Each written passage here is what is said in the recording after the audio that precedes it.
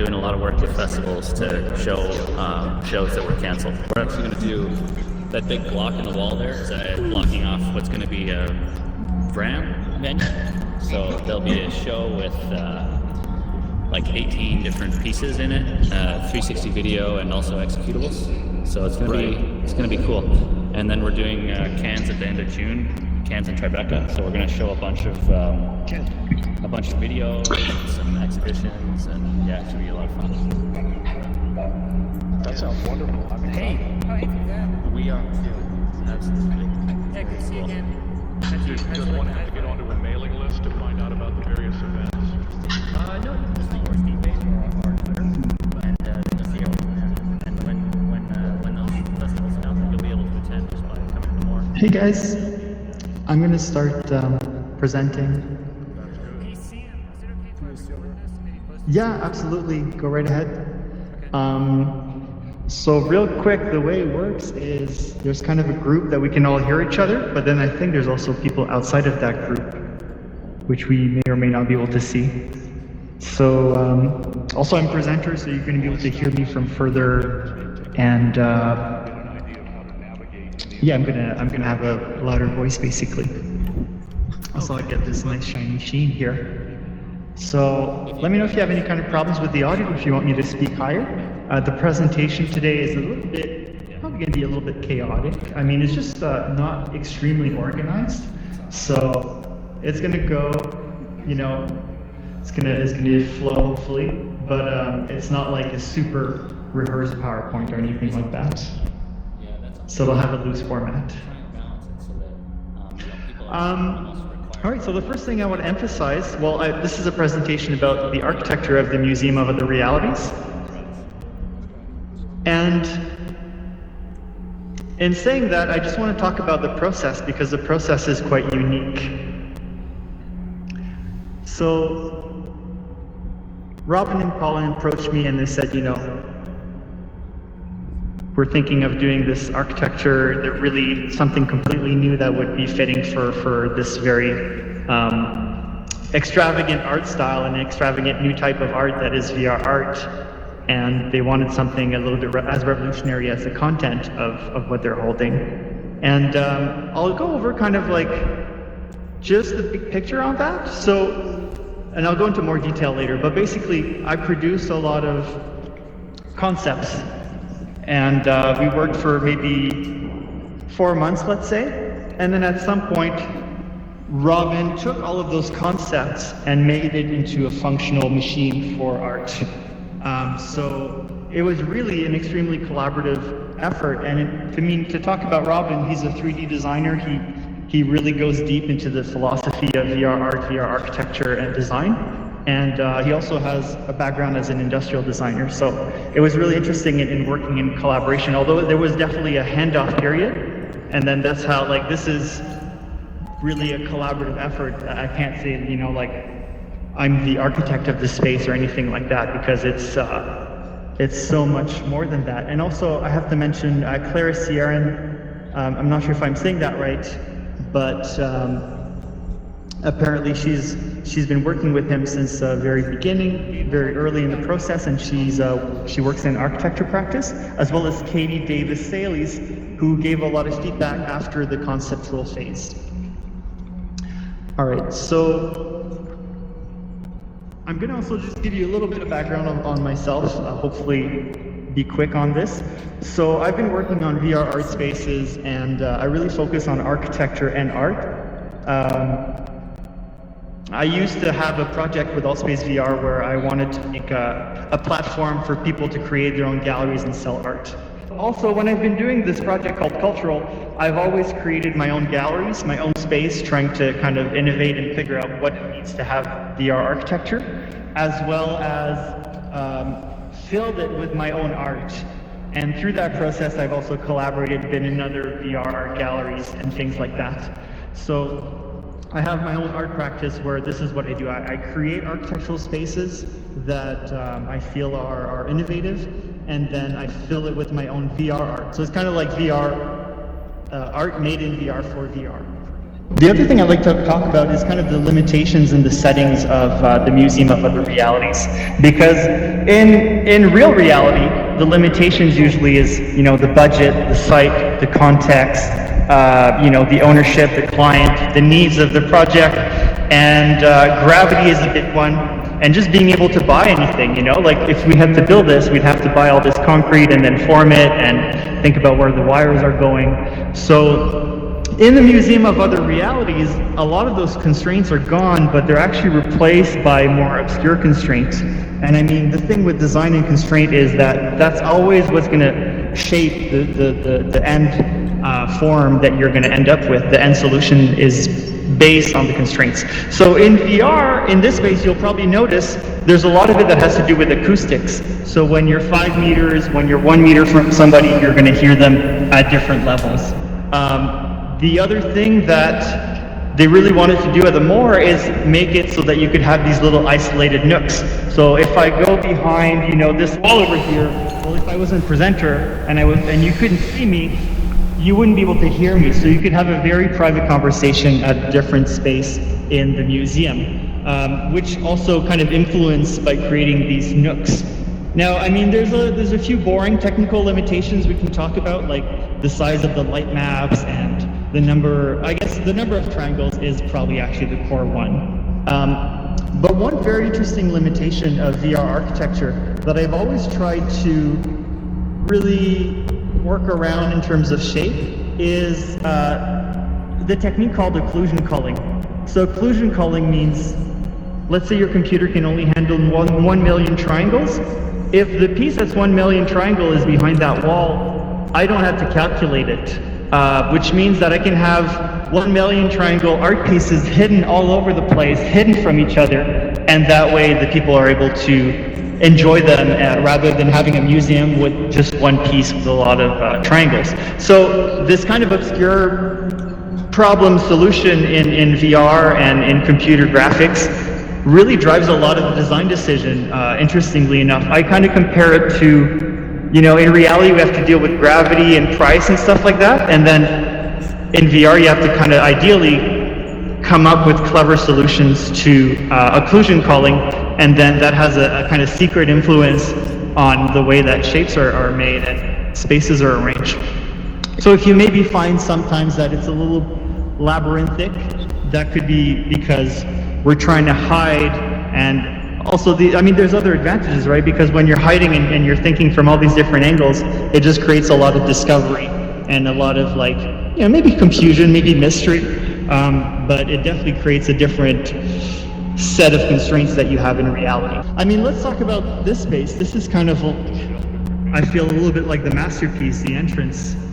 You arrive here, you have a very weird view of what this new world is, and you see a crowd, and there's a map. The map is not my design, the map is from the Moore, and it's extremely clever and useful and innovative. It's a key part of the museum. You've probably played with the map, it just seems to get more powerful as time goes. You can teleport to any piece of art, you can browse by artist, and really it's a social hub. It's almost like a fireplace or a bar. Everybody's just always here. Sometimes it's like there's a show and 75% of the people are just here talking. So it's a very successful place. And you've also seen the avatar machine. I mean, we all look different, meaning we've all played with the avatar machine. It's a great part to have a surreal, cartoony, personalized body in a surreal, cartoony, weird world where everything is a little bit magical. So there's a lot of really, really good innovation from the Moore that I absolutely love, like these lines of light that lead you to the art piece you've picked or you've highlighted. If you don't know to, if you get lost, you can teleport in the sky right above your head and you'll come right back here. So that's how also the map is so central to the whole. You can really get lost, come back here, and I feel like getting lost is one of the most pleasant things in architecture. Like when I was in New York, I would just try to get lost, and then when I was exhausted, I'd pull up my GPS and walk back home. But this museum is big enough that it allows you to do something similar to that. Also, the entrance is just, once again, very well designed, and I didn't have anything to do with what I'm talking about right now. Like the door over there that says how to use a museum, and that it took me a little bit of time to figure it out, but once you go beyond the chasm, there's kind of like these instructions. So the architecture is actually instructory. It tells you how to use it if you're really lost. We can start slowly moving around the museum. I should mention that I've studied architecture like 9 years in post-secondary, in both technical side and design artistic side. So I did a 3-year program in architectural technology, and then I worked 2 years in lighting design in architecture. So that was very formative, and I have a huge love for lighting. After the 2 years of lighting design, I went 4 years in architectural design at Carleton University. And so at Carleton, I kind of fell in love a little bit more with the architecture of Louis Kahn. And Louis Kahn, if you're not familiar with him, he focuses a lot on indirect solar lighting. And that's a huge inspiration to kind of create a solar machine where it's going to look good no matter what time of the day, instead of relying necessarily on artificial, or electrical lighting. And then of course when I worked at Martin Conboy Lighting Design, I became very interested in how to create effects with electrical lighting. But yeah. So anyways, what I'm trying to say is Louis Kahn is really good and inspiring in terms of making solar architecture. And this is a lot of like, oh my God, I can go way beyond, even if I had $5 million budget for a concrete building, I wouldn't be able to do 1% of this, or 5%, 10%, whatever. And here I can just really, really play with the lighting a lot, and like it's never going to rain here. So the main concept for this space too, you may not, it's a little bit obtuse when you look at it, but it's this kind of giant explosion, almost this flame towards this side. So obviously it kind of hints at movement, although it's static. It's a little bit like an evolution of the church trying to free itself from gravity, like churches going higher and higher and lighter, all of a sudden it just kind of like all explodes like a flame. And so I wanted the person arriving to feel like they've been kind of propulsed, or almost just thrown into a completely new world.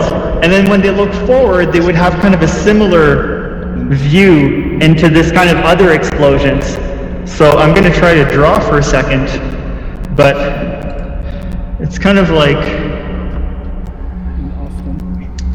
You're in Austin? this giant explosion like this.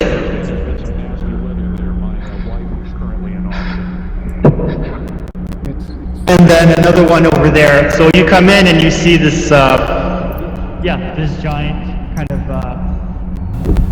thing freeing itself from gravity from the ground. Launched there in Florida. Now I did mention earlier that I had to deal with occlusion culling. So you see a lot of these floors creating these unique nooks. Like I didn't know what kind of art was going to be in here, or what art was going to be in here. So I just wanted to make these nooks where people could kind of get lost and have these intimate moments. And also where light, like especially in this one, where light was going to creep in these little corners in there and make shadow plays. Oops. It's a real shame I can't hear. Zilha, are you having trouble hearing? Okay, well, let's talk also about ways of moving. In real life, we walk. We tend to see a lot of renders with kind of like, the helicopter render, but we don't often fly in helicopters. So we walk a lot. In virtual reality, and if you don't know, there's if you're on the Rift, you can press X and A to move around and fly around. You don't have to teleport. So in virtual reality, there's different ways of locomoting. So we're floating right now. And you'll notice, by the way, that the sound, the music is amazing when you get close to here. So we float, we teleport, and we also have, in this case, these kind of magical wands that allow us to pseudo walk. So especially when we teleport, whether that's our body, whether that's going through a gate, we experience space in a completely different way. And I think architects would prefer if people walk through their spaces, like traditional architects that don't do VR spaces. But I think, I don't know, I think it's just a reality that people are going to teleport. And it's also an opportunity, especially when you're talking about building gates, building transition points. That's still kind of a traditional thing in terms of architecture. And we can go down here. So yeah, the way that people locomote in VR is part of the design challenge. So you can just follow us down here to this other piece, which is kind of one of my favorite places. So it's almost like this monastic space.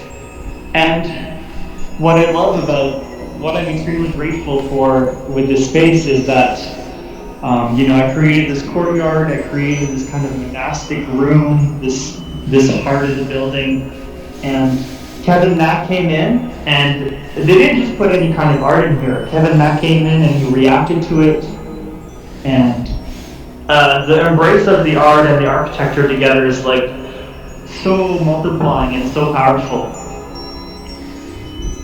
So I really appreciate, you know, I've never been able to do this in real life and collaborate with, to do surreal things like this. So I really appreciate the symbiosis that was allowed to happen here.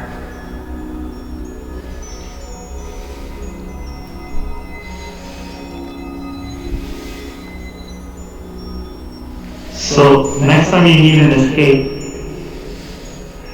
I'll show you through the stairs here. Oh, actually, sorry, this way. Try not to fall down there because you can't go back. So I'll show you through the stairs here. This is a space that would have been harder to incorporate, but I feel like at some point an artist is going to be able to do a piece that responds to the extremely unique shape of this room or of this auxiliary space. And there's kind of this almost like a scary, maybe oppressive sphere, which on the other side is so freeing to be in. So it's yeah, it's a weird space. I like it. Okay. Oh yeah, I'm really also happy with this particular piece here. Just not something you would see in regular architecture. Well, first off, you see it from over there, and it's like, what is this? So it was really meant to do that occlusion culling, so that you could hide art on the right or left side behind it, and also kind of create this little comforting hut, I guess. So when you go through it, it's kind of like a really weird mini corridor. And yeah, it's like almost, I don't know, like a pedally thing. So I also want to talk about this teleporter because this is actually very innovative and very exciting and amazing. It was made maybe 2 years ago, but the way I remember it being told to me is that they were asking, it's the terrible memory, sorry. They were asking Elizabeth, you know, like they're working with Elizabeth, which is a super avant-garde VR artist and one of the first to master silk brush. So they were working with Elizabeth, and they're like, do you want anything? How do you want us to show your pieces? And that's one of the things they do. The more really does a lot of effort technically to please and do whatever the artist wants and innovate in the way that the artist wants. So this is one of those where she was like, oh, it'd be really cool if I had a spinning teleporter. And they did it, and I think it can easily be taken for granted, but this is amazing. Like, it's not just a rectangle that you go through. It's like they went beyond it, and I feel like that's why I'm always fascinated by what the Moore does. And so there's a lot of architectural innovation that could happen with teleporters and teleporter shapes and teleporter mechanisms and just teleporters in general. We're used to that, that rectangle, and that's all. But you can definitely go further. And the Moore has done that in previous versions of the past and in this version of the museum. So in here, this is kind of what I figure as the agora. So you'll notice that from this perspective, you're getting these licks of light on the stairs, these kind of gradients. So it's a little bit like maybe a futurist art piece. And this is something that lighting designers and architects will try to do in real life a lot.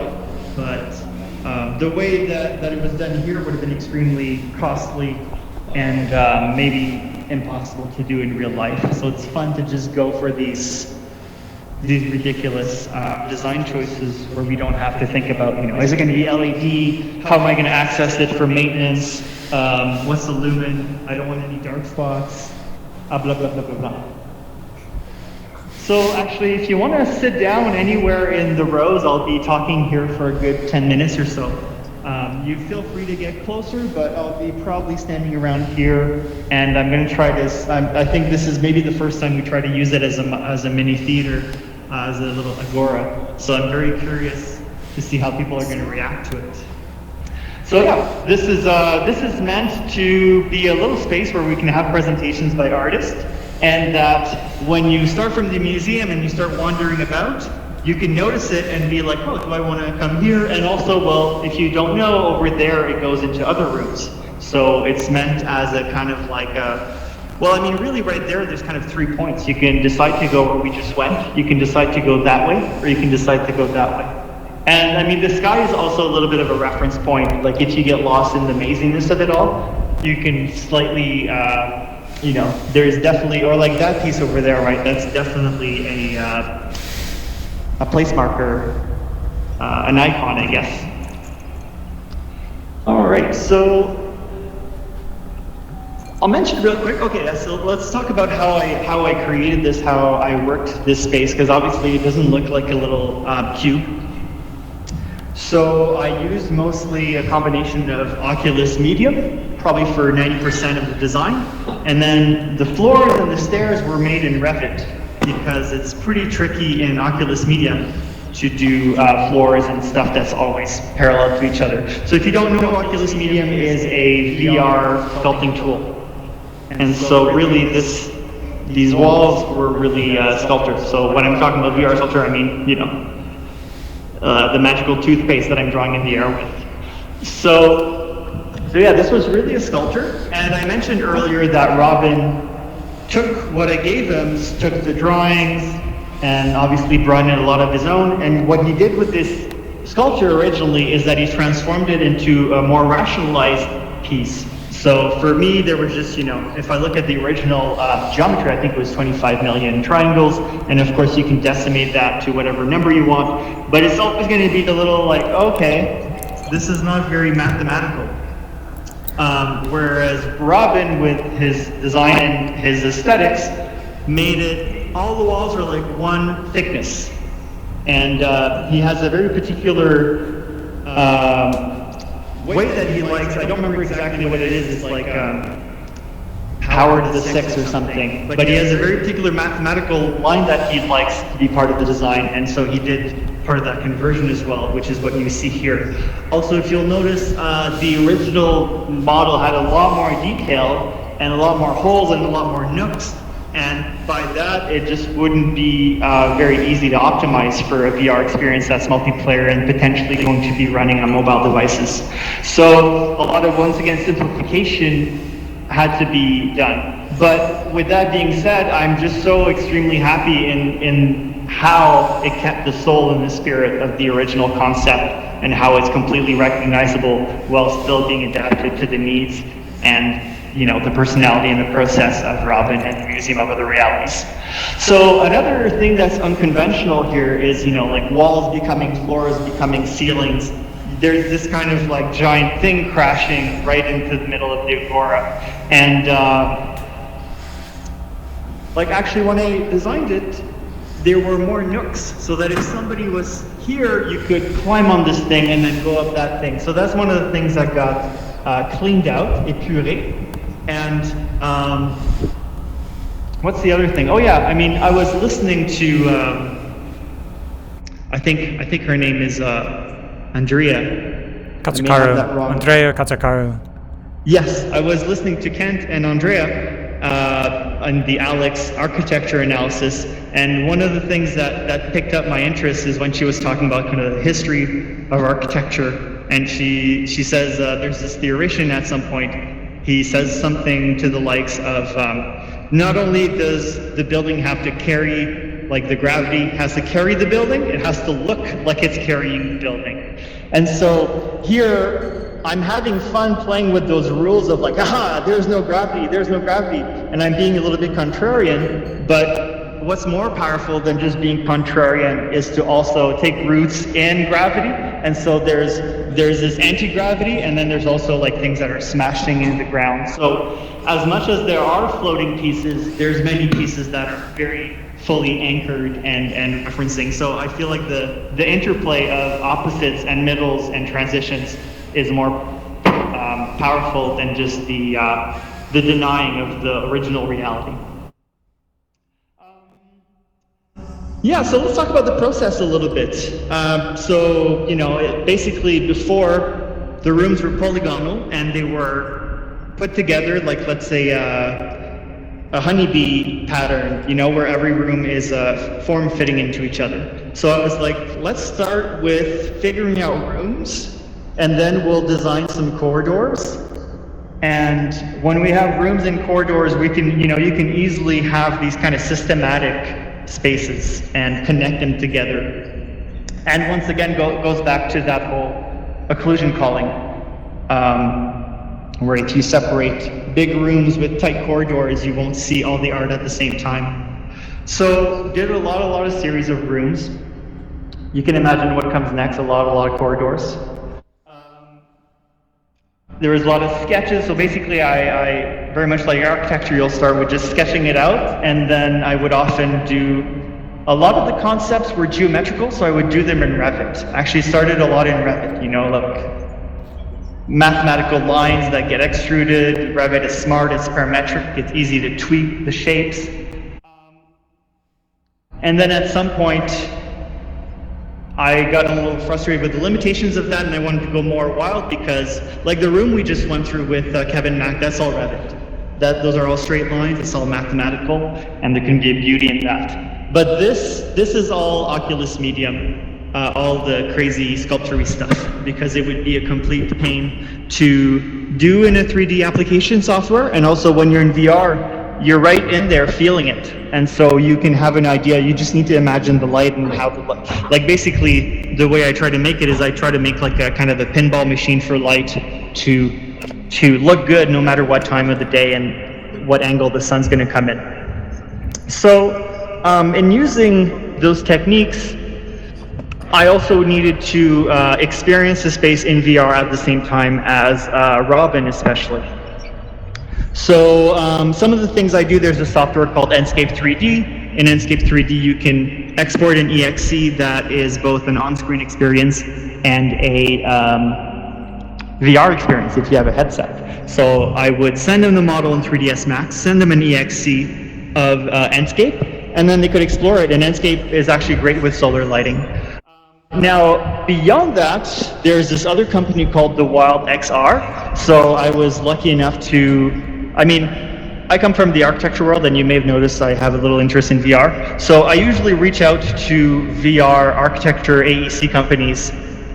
So I'll be like a beta tester, and I'll give them a bunch of feedback. And so I've dealt with pretty much, like, I'm always in the beta groups of all these AEC companies. So anyways, I was in the beta groups of the Wild XR when they started, and they had this BFF program where it's like, okay, you get the program for free, and we ask you feedback and how to improve it, etc. So when we had that, I would meet Robin in VR, and we'd see, okay, well, you know, Robin, I've made 20 rooms, let's go through them and see what you think. So that was very nice. It's like, I'm not asking him to set up a multiplayer experience. We can see it live, even sketch in the air and things like that. So it was very much nicer than sending PDFs, which would have been the traditional architectural method of today, or something in that like.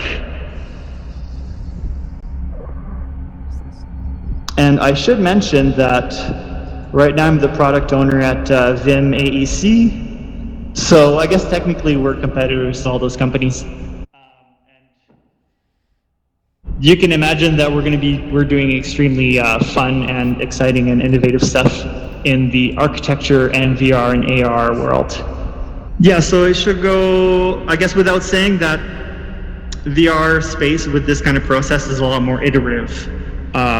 The client, in this case, Robin and Namor, see exactly what the feeling of the space is going to be like. They can give great feedback. So you can easily make 100 spaces, whereas, if you're designing a hospital, well, you may make 3 models at the beginning and then really quickly kind of step back and stop. So I'm going to go into a little bit of a technically boring thing. But I know it's been asked online, which is just to describe my Revit technique.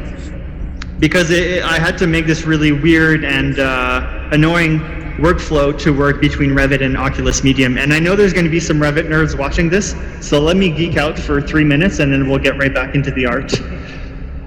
All right, so, and maybe, if you want to ever do that yourself, you'll know how. So you have your medium piece, and let me try to draw into the air here. So you have your medium piece, and you have a really bad floor, because medium is terrible at floor. So you use the cube, and you have all these weird jaggedies, but you still give an indication of, okay, there's these stairs here, and that's roughly how I want it. And then there's like this crashing thing into it, and it's going back and exploding into the sky. So you have this, and then you export it and you bring it into medium. Actually, what you have to do is you have to export it, decimate it, bring it through AutoCAD, because AutoCAD can import objects. Export the AutoCAD into a DWG, and then import that into Revit. And if it's too big, it just won't appear, so you'll have to split it into 5 pieces. All right, so in Revit, you're there. You have the model. You place it where you want it to go, and you draw the floor and the stairs roughly, and then you export it. When you export it, it's only going to be the floors and the stairs. So you bring that into medium, and you figure out where it lands, and you move your sculpture to kind of align to it, and now that's your alignment.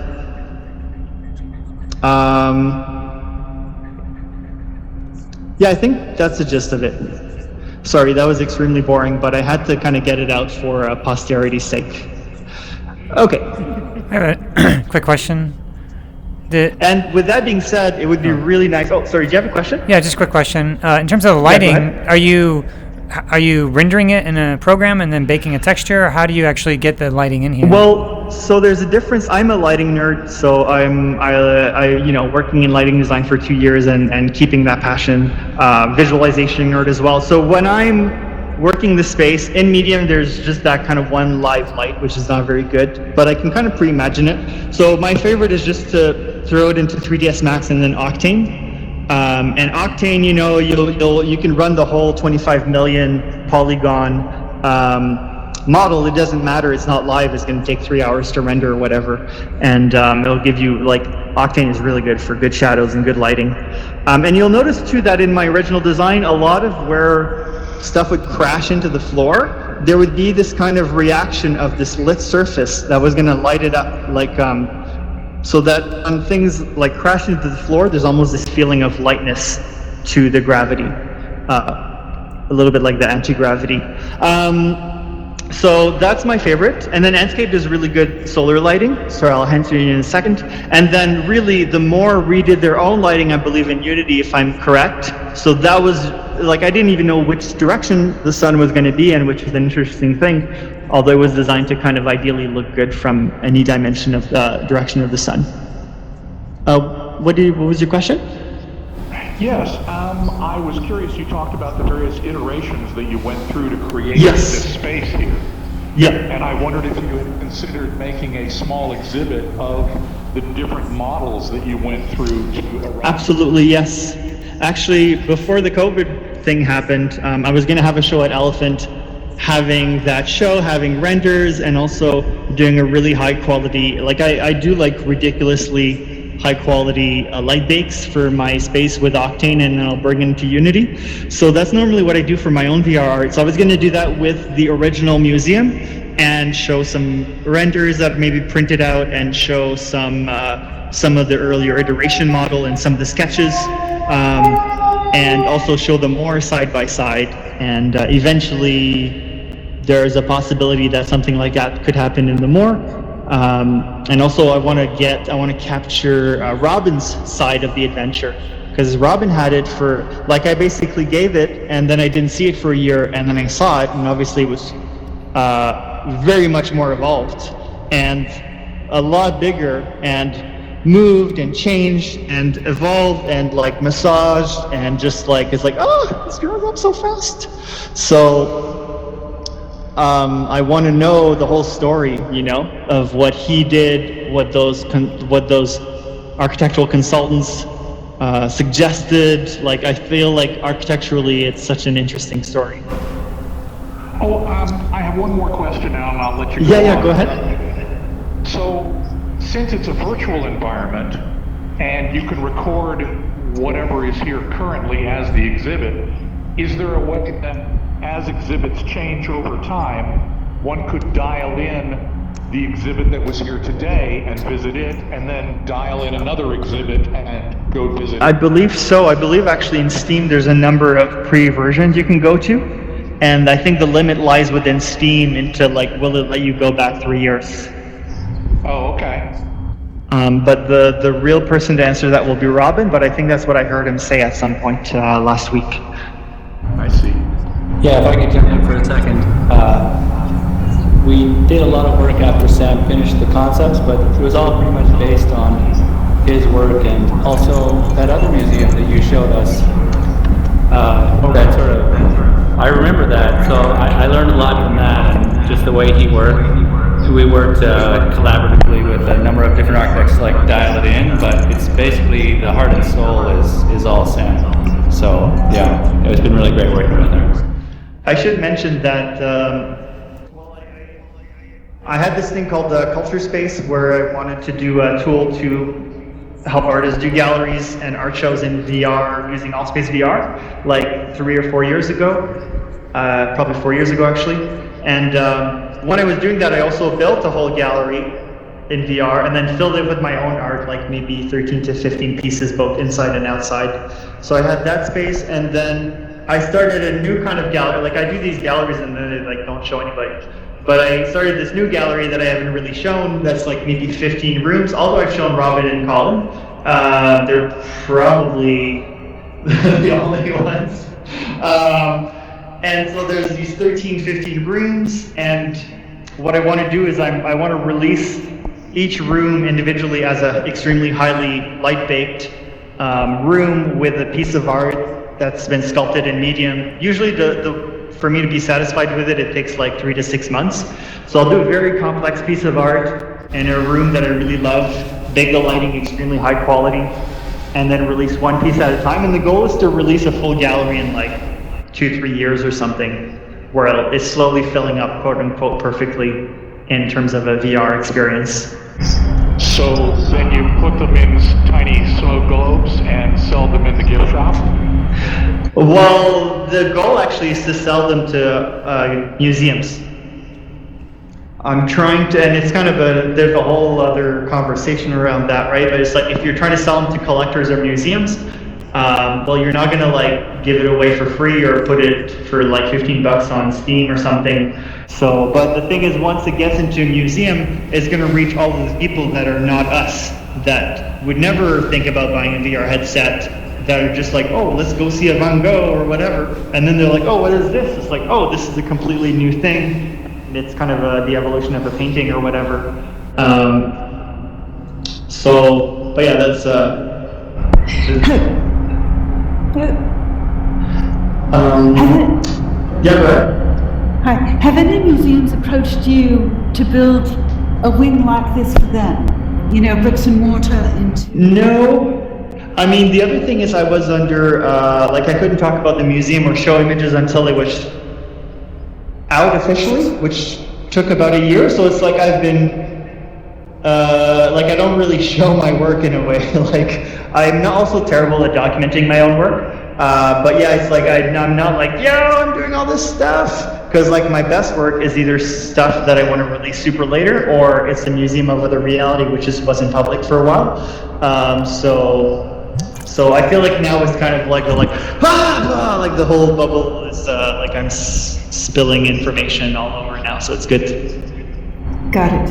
I mean, I can see bricks and mortar museums approaching. I mean, it's extraordinary. It's beautiful. Oh, thank you. But I can see them approaching you to build, you know, like the Guggenheim in New York. Right. I can see them. Do you know? Well, that would be great. I mean, I consider myself like a failed architect. Wouldn't that be like great? because I'll never become a real architect because I'm not doing my master's and I'm not doing like all the internship and the stuff like that. So it's kind of funny to, and I mean, the other thing is like, I don't think that would be the way to make me happy to become one of those, you know, real life architect. Because of all the limitations and the glass ceilings and whatever, like the politics of it all, the race. And so it's great to be able to kind of like use the cheat codes and go like, aha, I have a $1 billion budget and gravity doesn't matter. So yeah, that's a pure joy. And I mean, my favorite thing about the Moore is like, you know, I've mentioned that like I don't really show my work very much.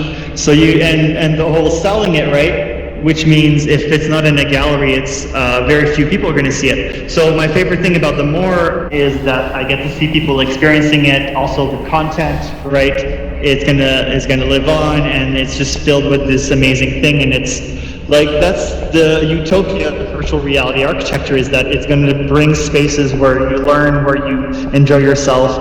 And I mean, it's also kind of a perfect response to the crisis right now. And so, yeah. So did I answer your question? Yeah, I can just see something like this being like every museum having also a virtual wing. Right. Actually, that reminds me. There's two ideas I kind of forgot when that I was blah blah blahing. So one of my favorite thing I'm very interested in right now, or actually like pre-crisis, was like for example the Phi Center. I was like, I really want to work with the Phi Center or Elephant Gallery in Montreal or SAT in Montreal, and like let me 3D scan your space, and then I'm going to draw a like artistic architectural skin reaction to the space and like add it. And I think like in the future, you know, like I've mentioned Revit, I'm a Revit nerd in my professional work. So I think in the future, when architects give out a building, part of that building's design is going to be the augmented reality layer. Like there's certain physical things we can replace with augmented reality, like, you know, I don't know, a clock, a mirror. You could like literally 3D scan somebody and then show their holograms instead of having a physical mirror. So obviously as time goes on, we're going to realize there's a bunch of other things we can replace or augment with augmented reality. So I think when somebody designs your house, they're going to be like, here's the plans for your house, and here's the augmented reality layer that I've designed, either as decorative or functional. And that's going to be part of the mandate of architects, is to kind of design part of those layers, or potentially do it as an extra service as part of the delivery process. Or, you know, maybe you go to a hospital and then they design the UI for the circulation in AR, for example. Or sculpture. And was there something else? I think those are the two main ideas about that conversation diverging.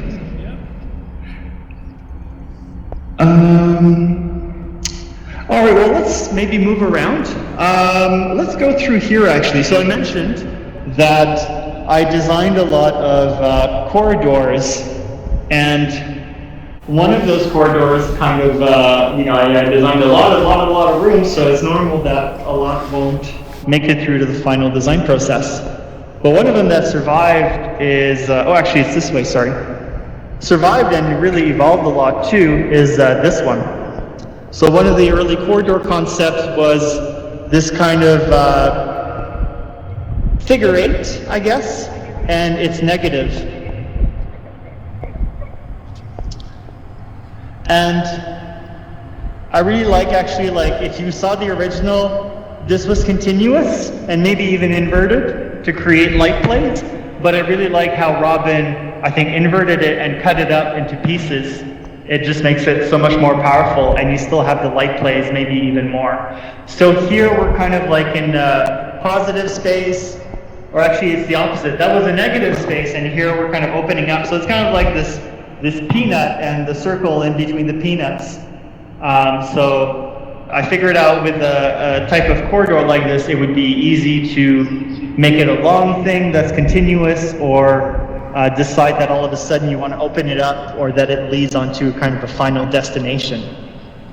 And as usual, you know, we see the innovation style of the Moore, how they just kind of really appropriate the wall very well, and they create these kind of monumental moves in terms of how they place the art, how they create these pedestals, and how they just, you know, play with space in a way that's innovative and fresh and fits the art and the architecture. So if you don't know already, now we're kind of walking into the world of Kabibo, one of my favorite VR artists, master of shaders, is just such a talented person that's mastered the art as much as he's mastered the technology. It's very powerful when you get that kind of symbiosis. So this is no longer Kabibo, but these kind of like vertebrae are Kabibo. Once again, you know, we got a really, really good type of setting of the art within the space, creating these plants very naturally. The playfulness of the Moor with the little wings clipping onto people, delightful. Right, we got a little bit of John Orion Young. If I'm not mistaken, that's a tour phone, and that's another really, really fun, smart, innovative thing that they've done at the Museum of Other Reality. Is created these. Oh, do you want to talk, Robin? Well, you can try it out. Yeah.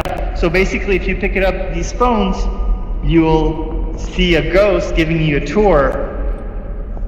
And usually it's the artists themselves in some sort of interview. So you couldn't ask for anything better than that.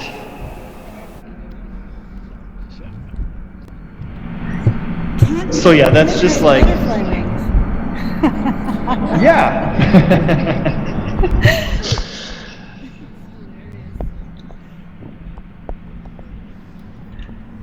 Here we've got kind of a crescendo of the Kabibo land. So this is voice activated. So if you will, it will react. And so yeah, this is just very, very epic. The fact that it's running live on a multiplayer experience, performance-wise, the mastery of shaders, and just the mastery of concepts and art itself.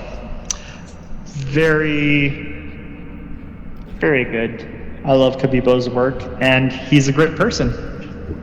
So let's slowly, you can float down or you can walk down these stairs.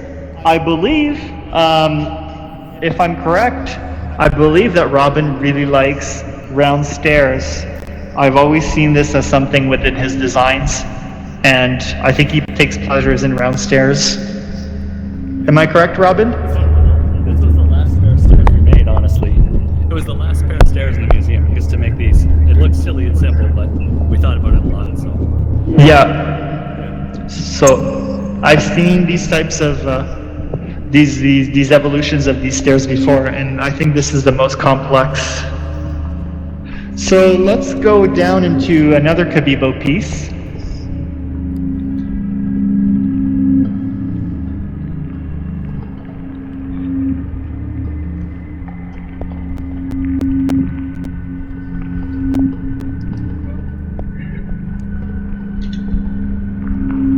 Here you'll notice that these ribbons of light will react both to sound, so to the volume of your voice, and also when you point at them. When you point at them, they get out of the way.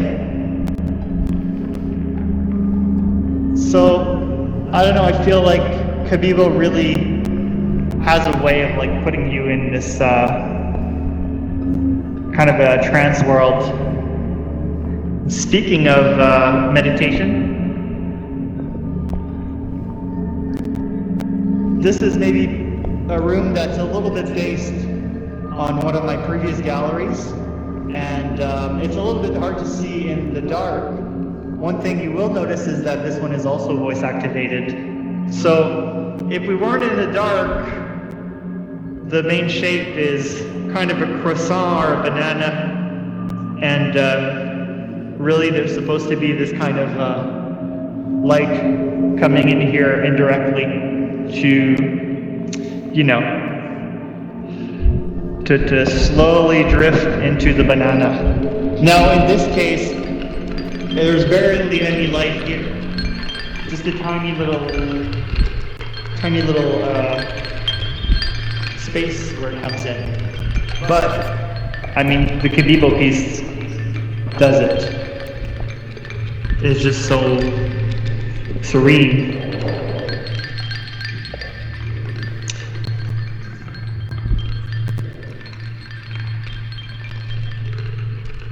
There's another topic that I like to look at in my work, and that's the idea of like, what's the proper material for augmented reality architecture, especially if we're going to look at it from a point of view of perhaps luxury or art. And so in reality, you know, you're limited by a bunch of things, and materials, gravity, we've talked about it. And not only in VR are you not limited by those things, but you're empowered to do so much more as well. So we can look at the Kabibo shader as an example. It's not going to reflect light in the same way that reality does.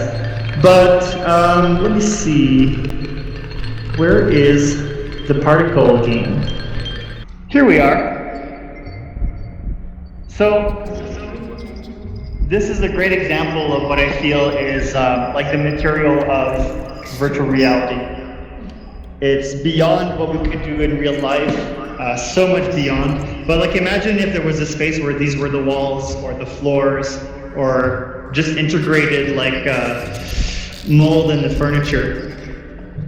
And actually, I used to have a augmented reality gallery with Sebastian Miller, who's filming right now, Sep Prioti. And we put this in the Meta 2 headset in augmented reality. We talked to the creator, and he gave us permission to just basically take his code and put it into the Meta AR headset. And it's so magical to smash these onto a wall and see it explode. All right, so personally too, I'll just mention quickly that when I do my VR art, a lot of that is what I'm thinking, right? It's like, instead of having like a gypsum wall or a nice surface, like whether it's wood, whether it's, what's the counter is made of, like that's really fancy. Marble, like beyond marble, beyond those things, it's like, what if instead you had a beautiful texture that was created either by an artist or artificial intelligence or heuristics or whatever. And then instead of just having a wall or having a crazy counter, you'd have like micro details everywhere, and things would move. And you know, I think you can really go beyond the basic concept of materiality in VR. And this is a great example, and I feel that it's very, very inspiring. Other than that, I just want to mention real quick that the MORA has also done really good, I feel, in, well, I mentioned the avatars earlier, but there's also things like dresses and clothing and you know, sound, but especially in terms of the clothing, like specifically it's almost all women's clothing, and guys will don it very comfortably generally, although it does create, for some people, they'll be more self-aware, but like that play is fun, that play on gender. It's like definitely kind of slightly subversive, And I feel like just being able to play with identity is another one of those things that's part of VR architecture that should be mentioned. So that's actually, well, we can start walking towards it. If you guys have any questions, we'll walk towards the end real quick. If you guys have any questions, feel free. But that's kind of the gist of my unplanned presentation. Actually, is that where we want to go? I think so, yeah. I love the audio quality changes in the I'm sorry? architectural work in From who? the audio he does this audio. Dali. Salvador Dali? No. Gaudi. Oh, Gaudi.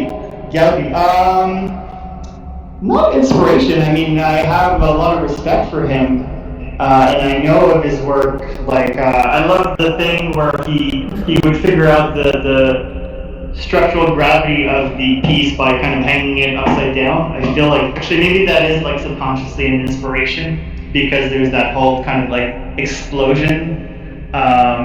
So yeah, probably subconsciously he was an inspiration, but I would say that the main inspiration is Louis Kahn. Oh, actually, I should probably mention this space. You'll notice that if you go around this space, whereas when you're inside of it, it's closed, and then when you're outside of it, you always see the inside. So this is non-Euclidean space, and another possibility to play and mess with people's mind in VR at a very cheap cost.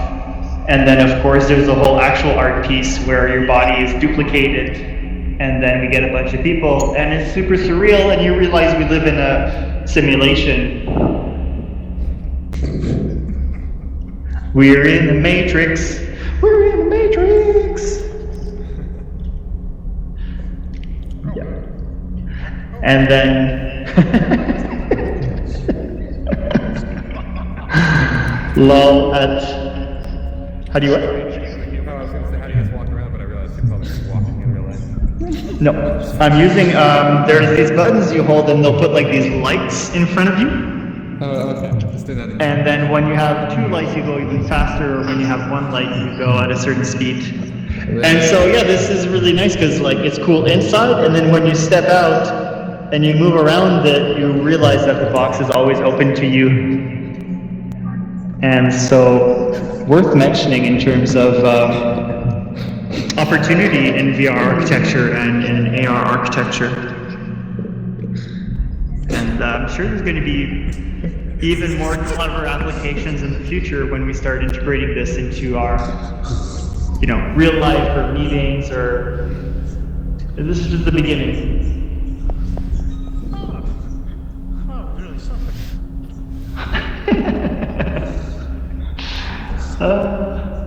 Looks great.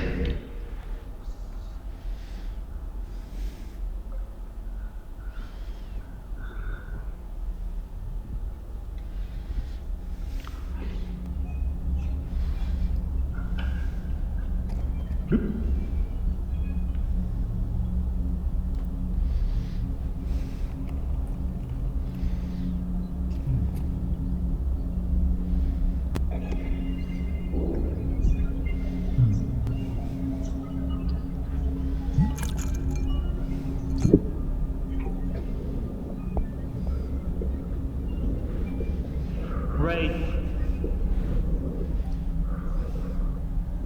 Is it the one with the roses?